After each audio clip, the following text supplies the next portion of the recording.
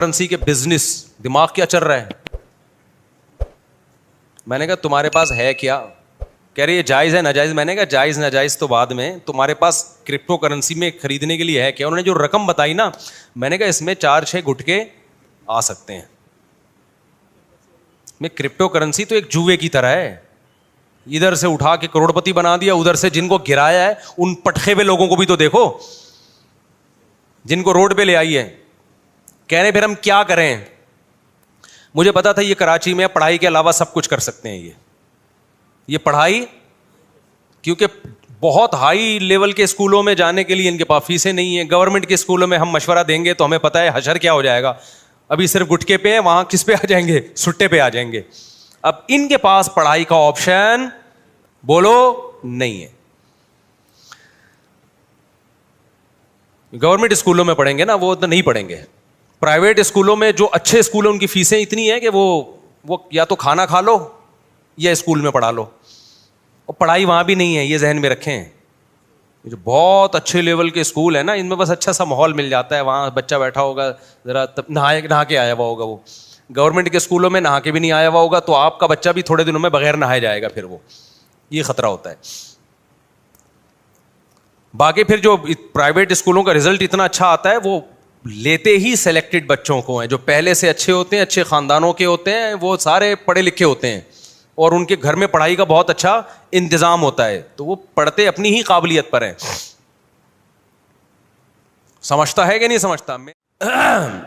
تو وہ آئے تھے 2 لونڈے نا, کرپٹو کرنسی اور ٹوپی ڈرامہ. میں نے کہا بھائی مرے گا تو, ابھی تم لوگ ینگ لڑکے ہو, بالکل تمہیں برباد, ہمارا پیسہ برباد ہو جائے گا سارا. کہنے پھر کیا کریں؟ میں نے کہا پڑھائی تو بالکل, یعنی پوری باتیں تو میں ان کے سامنے صحیح طرح نہیں کر سکا, تو میں اب آپ کو بتا رہا ہوں کہ جو میرے دل کے جذبات تھے, کچھ ان کو کہے, کچھ لبے دبے لفظوں میں کہ ایکسپلین آپ کے سامنے کر رہا ہوں. کہ کہنا پورا جو چاہیے تھا نا وہ یہ چاہیے تھا کہ تم کرو, تمہارے پاس وہ اعلیٰ اسکولوں میں پڑھائی کے پیسے ہے نہیں, چھوٹے اسکولوں میں جاؤ گے تو کیا ہو جاؤ گے؟ بولو برباد. برباد ہو جاؤ گے. کوئی نگرانی ہے نہیں چھوٹے اسکولوں میں. فری کے اسکولوں میں تو بالکل بھی نہ پڑھو میرے بھائی, فری کے اسکولوں میں. تو اس میں کیا ہوگا؟ میں نے کہا بھائی اب تم یہ کرو. ان کو میں نے کوئی کاروبار بتایا, آپ کو نہیں بتاؤں گا میں, کیونکہ میں کوئی موٹیویشنل اسپیکر نہیں ہوں کہ لوگوں کو یہ بتاؤں کہ ہر مہینے آپ 6 لاکھ روپے کما سکتے ہیں. دیکھا نا آپ نے, یوٹیوب پہ آ رہا ہوتا ہے ہر مہینے آپ 6 لاکھ. اصل میں اس طریقے سے وہ ہر مہینے 6 لاکھ روپے کما رہا ہے. آپ بھی اسی طریقے سے کما سکتے ہیں کہ لوگوں کو بتائیے, ایک یوٹیوب پہ اچھا سا عنوان لگائیے, آپ ہر مہینے 1 کروڑ روپے کمائیے, تو آپ کے جو چینل ہے اس کے اتنے ویورز آئیں گے. مونیٹائز کیا ہوا ہے آپ نے یوٹیوب کے چینل, اتنے ویورز آئیں گے. یوٹیوب جو ہے ویورشپ پہ آپ کو پیسے دیتا ہے, تو وہ کمائے نہ کمائے آپ بولو کما لیں. تو میں نے ان سے کہا یہ جو ہر مہینے 1 لاکھ کمانا, 1.5 لاکھ کمانا, یہ کھوپڑی شریف سے نکال دو. یہی سارے فسادات کی جڑ ہے. اس سے انسان جاتا ہے ڈپریشن اور ٹینشن میں. کام کی بات ہے, سن لیں آپ لوگ بھی. میں نے کہا جتنے پیسے آپ کے پاس ہیں نا, جن میں تھوڑے سے گٹکے آتے ہیں, اس کو گٹکے میں ضائع نہ کرنا. تو ان کو ایک میں نے چھوٹا سا مشورہ دیا, آپ عمل نہ کریں. دیکھو ہر مشورہ ہر ایک کے لیے نہیں ہوتا, ایسا نہ ہو برباد کر دو پیسہ اپنا. میں نے کہا یار تم کچھ بھی, تم تو اس سے پراپرٹی بھی نہیں لے سکتے, اور آج کل تو ویسی بھی کراچی میں پراپرٹیاں بہت گری ہوئی ہیں. میں نے کہا تم سیدھا نا ماہرین اتوار بازار جاؤ جہاں پرندے بک رہے ہوتے ہیں. اور میں نے کہا یہ دماغ میں نہ رکھنا میں نے ہر مہینے 1 لاکھ کمانا ہے, میں نے ہر مہینے 2 لاکھ کمانا ہے, میں نے ہر مہینے 4 لاکھ. اس سے سوائے ڈپریشن کے کچھ بھی حاصل نہیں ہوگا. آپ یہ بولو میں نے اتنا کمانا ہے جس سے میری بنیادی ضرورت پوری ہو جائے. پھر اللہ رزق کے دروازے کھولے گا تو ایسا کھولے گا کیا بہت کچھ دے گا آپ. اور ابھی سے کھوپڑی بنا لی نا یہ میرا ہدف ہے, تو بھائی یہ اللہ یبسط الرزق لمن یشاء ویقدر, جس کے لیے چاہتا ہوں رزق کے دروازے کھولتا ہوں, جس کے لیے چاہتا ہوں رزق کے دروازے بند کر دیتا ہوں. یہ تمہاری سوچ پہ نہیں ملے گا کہ میں ہر مہینے 6 لاکھ چاہتا ہوں تو 6 لاکھ مل جائیں. ایسا نہیں ہونے, ڈپریشن ملے گی اور کچھ نہیں ملے گا. میں نے کہا آپ کے پاس جو اسباب اور وسائل ہیں آپ اس میں اسٹرگل کرو. تو میں نے کہا میں آپ کو بتاتا ہوں, ایک مشورہ دیتا ہوں, اور پہلے آپ کو بتا دوں آپ نے اس مشورے پہ عمل نہیں کرنا ورنہ کوئی مرے گا تو مجھے پکڑے گا. میں نے کہا اتوار بازار جاؤ, پرندوں کی مارکیٹ دیکھو کون سا پرندے کا نام کیا ہے اور کون سا پرندہ کس قیمت پہ بولو نا بک رہا ہے, اور کون سا بہت زیادہ بک رہا ہے جس میں لاس کا چانس نہیں. 1 مہینہ یہی کام کرو, جا کے بازار میں بیٹھ جاؤ, بس سمجھو اس کے بعد میں نے کہا آپ کو مارکیٹ میں نا 1 مہینے میں اندازہ ہو جائے گا کہ یہ پیرٹس یا یہ برڈ ایسا برڈ ہے کہ اس کو خریدنے میں انویسٹمنٹ کم ہے اور پروفٹ تھوڑا ہے لیکن یقینی ہے. میں نے کہا وہ لا کے گھر میں ڈال دو, انڈے بچے پیدا ہوں گے, اس کو لے جا کے مارکیٹ میں بولو نا بیچ دو. سمجھتا ہے؟ تو میں نے کہا اپنا تجربہ شیئر کیا کہ میں نے بڑے بڑے غریبوں کو کروڑ پتی ہوتے ہوئے اس کاروبار میں دیکھا ہے. بڑے بڑے غریبوں کو دیکھا ہے کہ جنہوں نے محنت سے یہ کام کیا نا, بہت پیسہ کما لیا انہوں نے, لیکن اس میں لاس بھی بہت ہے. تو وہ پرندہ نہ خریدو جس میں لاس کا چانس ہو. سمجھتا ہے کہ نہیں سمجھتا؟ یہ جو پرندے آتے ہیں نا, یہ کیا نام ہے, چکس جو آتی ہیں, بلیک چک اور وائٹ چک آیا کرتی تھی ایک, یاد ہوگا اس کی قیمتیں آسمانوں پہ پہنچی ہوئی تھی. میں نے نہیں خریدی تھی اس دور میں بھی. میں نے اپنے گھر میں پرندے لے کے ڈالے ہوئے تھے, برڈس, بزنس کی نیت سے. وہ سستے والے پرندے ڈالے ہوئے تھے, بہت زیادہ پیدا ہوتے تھے. تو اس وقت میں آزاد گھوم سکتا تھا, میں خود جا کے یہ کام کرتا تھا. اتوار بازار جا کے کسی کو بھی پہنا کے آ گیا. تو میرے پان گٹکے کا خرچہ نکل آتا تھا اس سے. میں وہ پان کھاتا نہیں نا, گٹکا کھاتا ہوں. پان گٹکے کا مطلب میرے جتنے دائیں بائیں, اس وقت میری 3 تھیں معذرت کے ساتھ, تو میرے پان گٹکے کا خرچہ اس سے بولو نا نکل آتا تھا. ہمارے دوست نے کیا, مفتی صاحب یہ کیا کر رہے ہو یار, یہ آپ سستے والے چکس لیے بھی, آپ نے بلیک چک اور وائٹ چک لو. اس سے یہ ہوگا کہ ایک جوڑا 5-6 ہزار کا بکے گا, اور جب 100 بیچیں گے تو 5,000 کو 100 سے آپ ضرب دیں تو دیکھو فلاں نے گاڑی خرید لی, فلاں نے. میں نے کہا بھائی یہ مصنوعی چیز ہے. تو انہوں نے کیا کیا, کئی لاکھ روپے کا سیٹ اپ ڈالا, بلیک چک اور وائٹ چک کے انڈے بچے دے دنا دن ایک دم گئے, اتنا پیسہ آنا شروع ہوا. اس کے بعد بلیک چک اور وائٹ چک کی قیمتیں دھڑام سے جب نیچے آئی ہیں تو وہ بھی دھڑام سے کنویں میں چلے گئے, نیچے بھی نہیں. سمجھ میں آ رہا ہے کہ نہیں آ رہا ہے؟ بات نہیں آ رہی میرا خیال ہے. تو یہ جو جب آپ دماغ بنا لیتے ہو نا کہ ہر مہینے منتھلی اتنا, اور پھر کچھ موٹیویشنل اسپیکر جو بے وقوف ترین ہے وہ آپ کو الو بھی بنا رہے ہوتے ہیں, تو وہ آپ الو بن جاتے ہو. تو اللہ, رزق اللہ کے ہاتھ میں بھائی. آپ, حدیث میں آتا ہے نبی صلی اللہ علیہ وسلم نے فرمایا, نبی صلی اللہ علیہ وسلم کو جب 2 چیزوں میں سے اختیار دیا جاتا تھا نا, آپشن ہوتا تھا آپ کے پاس, ہمیشہ وہ آپشن اختیار کرتے جس میں نفع بے شک کم ہو لیکن نقصان کا اندیشہ نہ ہو, رسک نہ ہو اس میں. ہمارا نوجوان رسک لے کے پیسے نوٹ چھاپنے کی کوشش کرتا ہے. سمجھتے ہو کہ نہیں سمجھتے ہو؟ تو میں نے دیکھا ہے جو زیادہ کاروبار کی باتیں کرتے ہیں نا, وہ کاروبار کرتے نہیں ہیں, اور جو کرتے ہیں وہ باتیں نہیں کرتے, وہ مارکیٹ میں جا کے بیٹھ جاتے ہیں. میں نے ایسے ایسے لوگوں کو دیکھا ہے, تھوڑے تھوڑے پیسوں پہ انہوں نے بزنس کیا اور اللہ نے کروڑ پتی بنا دیا. اچھا, وہ 2 لونڈے آئے تھے کراچی کے, وہ یہ بھی پوچھ رہے تھے مجھ صاحب ہم بڑی انویسٹمنٹ کے لیے ادھار لینا چاہتے ہیں کسی سے, تو ہم چاہتے ہیں کہ ادھار. میں نے کہا یہ حماقت کبھی نہ کرنا, جتنے پیسے تمہاری جیب میں ہے اس سے شروع کرو, ادھار کبھی بھی بولو مت لو, ورنہ یہ ہوگا کہ ایک نئی ٹینشن کھڑی ہو جائے گی. اپنے پیسوں سے جو کام ہوتا ہے وہ محنت کے ساتھ ہوتا ہے, دوسروں کے پیسوں سے جو کام ہوتا ہے میرے بھائی اس میں فری پھوکٹ کے پیسے ملتے ہیں, اس میں کام نہیں ہوتا. جب اپنے پیسوں سے ہوگا نا کہ میرے گٹکے کے پیسے تھے, آج میں گٹکا بچا کے نہیں کھا رہا, گٹکا تڑپ رہی ہے جان, وہ جب انویسٹ کرے گا تو 100 دفعہ سوچے گا, ایسا نہ ہو کہ کل یہ گٹکا بھی جائے, اس سے بھی جاؤں میں. ہمارے نبی صلی اللہ علیہ وسلم نے کیا فرمایا, ایک صحابی آئے, دیکھو یہ ہے بزنس, ایک صحابی آئے بھیک مانگنے کے لیے, آپ نے فرمایا کہ تمہارے پاس کاروبار کے لیے کچھ بھی نہیں ہے, کچھ بھی نہیں تھا ان کے پاس.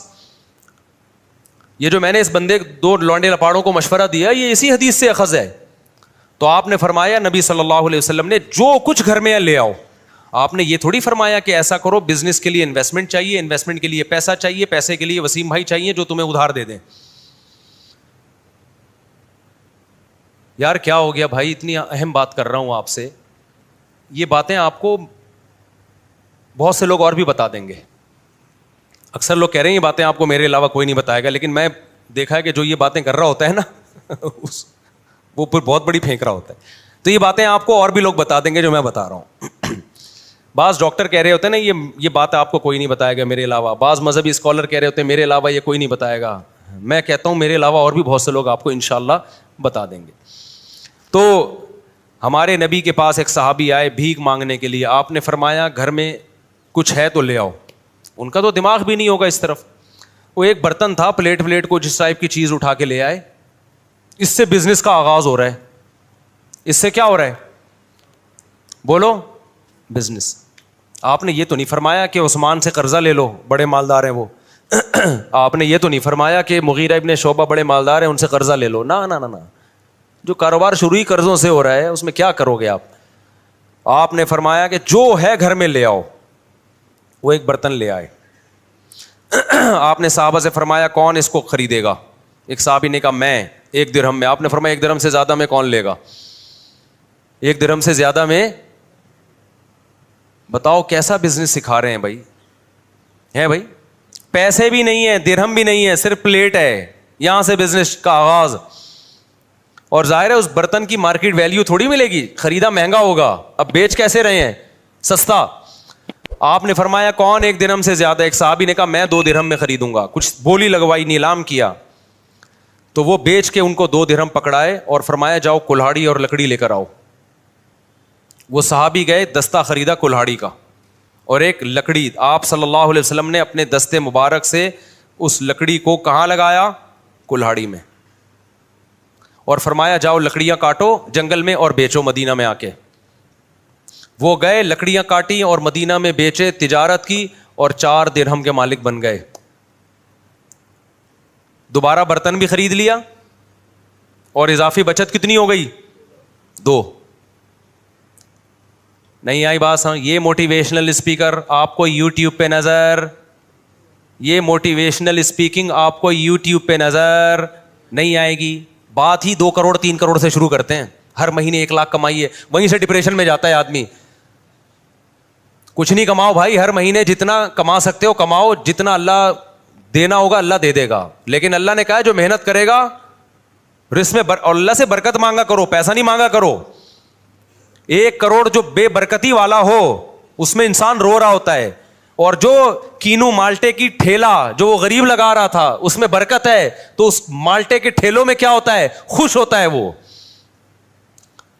تو یہ جو پیسہ کمانے کا طریقہ تمہیں سکھا رہے ہیں نا، یہ تمہیں ڈپریشن کا مریض بنا رہے ہیں میرے بھائی، ڈپریشن کا مریض بنا رہے ہیں.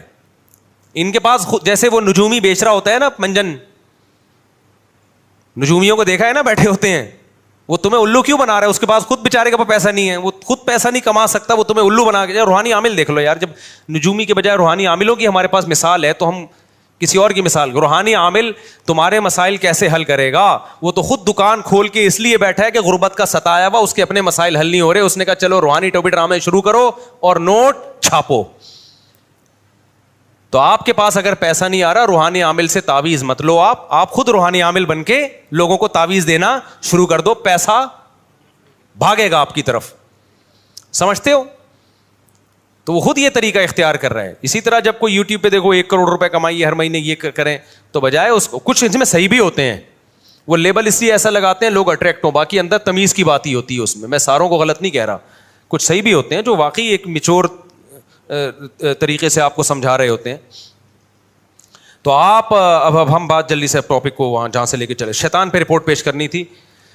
تو میں یس کر رہا تھا میرے بھائی، دیکھو شیطان اتنی، یہ پیسہ کمانے کا طریقہ سمجھ میں آ گیا بے روز کراچی کے لونڈے لپاڑوں کو. تو یہ تو میں نے پیرٹس کی ایک مثال دی ہے، اور 20 چیزیں بھی ہو سکتی ہیں. کل ایک بیچاری خاتون آئی اپنے بچے کو لے کر، بہت غریب خاتون. تو انہوں نے بتایا کہ ان کا بیٹا کماتا کیسے ہے، گھر میں گلاب جامن بناتا ہے، اور پتہ نہیں کتنے سارے گلاب جامن بناتا ہے، صبح لے جا کے شام تک بیچ دیتا ہے سارے. اس سے گھر چل رہا ہے پورا. کرنے والے بہت کچھ کرتے ہیں. ہاں ہوتا ہی ہے کہ پھر جو کاروباری لوگ ہیں وہ اپنے کاروبار کو بڑھانے کی فکر نہیں کرتے، اس سے پھر وہ وہیں کے وہی رہتے ہیں. اب گلاب جامن والا اگر گلاب جامن ہی بیچتا رہے اور کچھ بچت نہ کرے تو پھر تھوڑی کاروبار بڑھے گا بھائی. تو تھوڑی کھوپڑی استعمال کرے اور کہے کہ بھائی اس کو میں نے بڑھانا کیسے ہے. تو اس کے لیے آپ پھر یوٹیوب پہ سرچ کریں کہ بزنس کو پروموٹ کیسے کیا جاتا ہے، کیونکہ جو لوگ کھوپڑی استعمال کرتے ہیں پھر وہ کاروبار بڑھا دے. دیکھو ایک مجھے یاد ہے ہم بچپن میں سنا کرتے تھے، ایک شخص گاؤں میں چینی بیچتا تھا. کھوپڑی استعمال کی تو ایک دن آیا اس نے شوگر مل بنا لی. کھوپڑی استعمال نہ کرتا، چینی بیچتا رہتا، آتے رہتے پیسے کھاتا رہتا، اڑاتا رہتا، تو آج وہ وہیں چینی ہی بیچ رہا ہوتا، اور تھوڑے دن میں نہیں بیچ رہا ہوتا، وہ لوگ کہیں اور سے لے لیتے. تو خیر